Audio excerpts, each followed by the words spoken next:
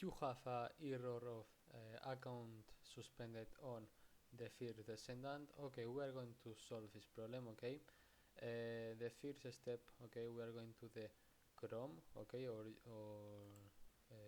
other navigator, okay, and here, okay, we are going to Nexon. Okay, you put Nexon here, and we are going to the Nexon, okay, here,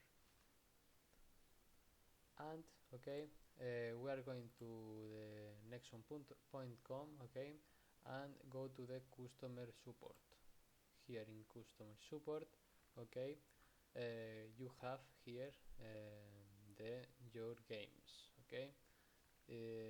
Go to the first descendant, okay, and you, okay, go to the assistant, okay, and you put this your problem, and the customer support, okay, you responded, okay, your problems. Bye bye.